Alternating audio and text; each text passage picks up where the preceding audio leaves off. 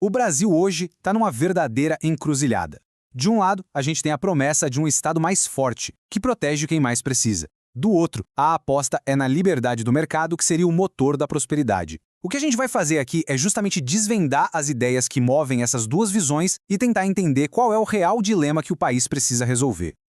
Esquerda, direita ou centro? Sabe, essa pergunta não é só para os políticos, não. É para todo mundo. E para a gente conseguir escolher um caminho, primeiro a gente precisa entender o mapa. É exatamente isso que vamos fazer agora. Explorar os argumentos, os resultados e, claro, os riscos de cada uma dessas propostas para o futuro do Brasil.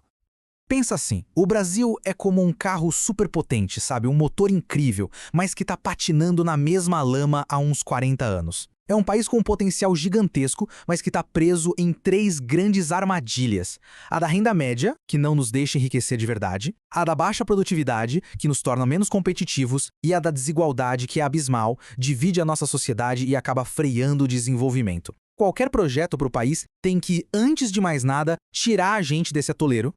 Ok, a primeira grande resposta para esses desafios que a gente viu na prática veio da esquerda. É uma visão que coloca o Estado bem no centro do palco, como se fosse o grande maestro do desenvolvimento.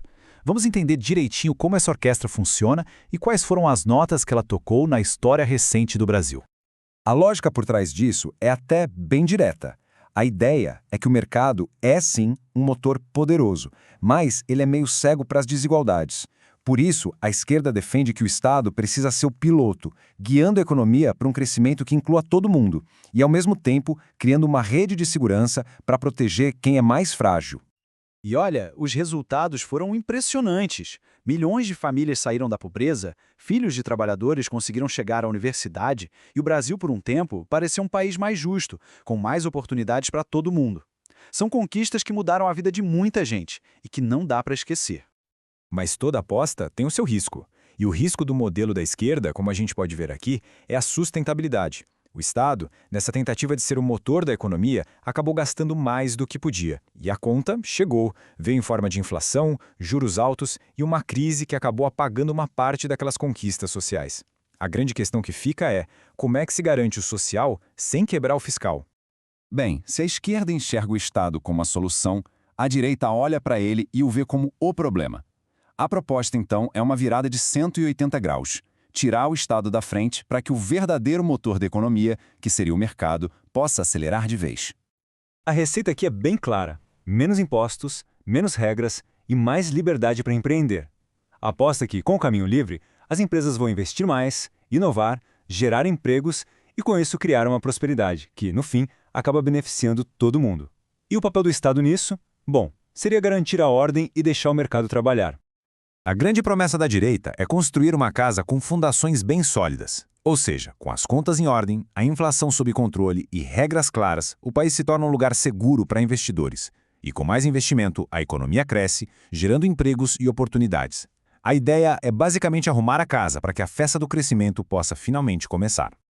Mas e quem não consegue competir nessa corrida? Num país tão desigual como o Brasil, a ideia de meritocracia pura pode acabar sendo bem cruel. O risco é que, ao focar só na eficiência econômica, a direita deixe para trás milhões de brasileiros que precisam de um Estado para amparar, para dar chance de competir em pé de igualdade. A questão aqui é, qual o preço social que se está disposto a pagar pela estabilidade econômica?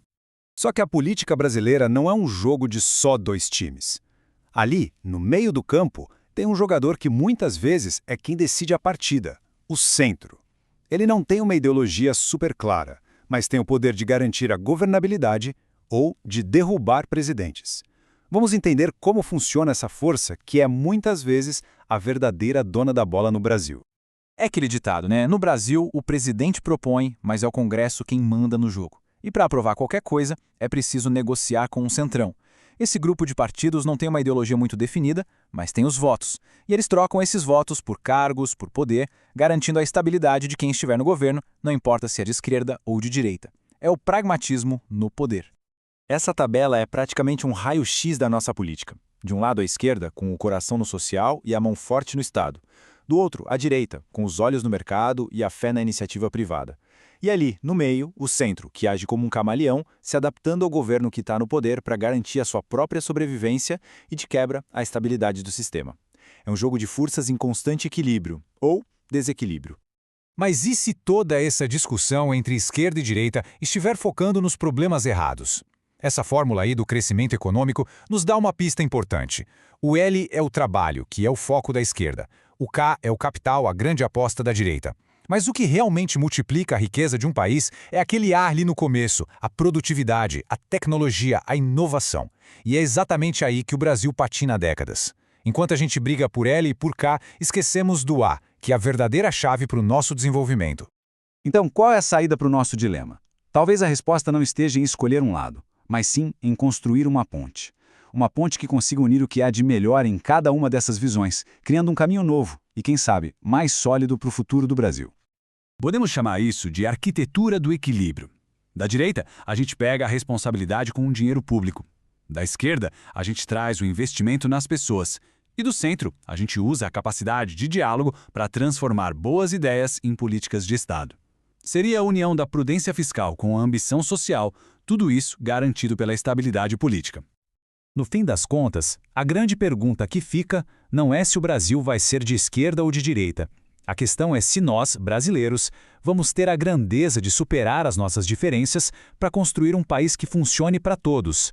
A resposta para essa pergunta não está só nos políticos, mas em cada um de nós. E o futuro do Brasil depende, e muito dela.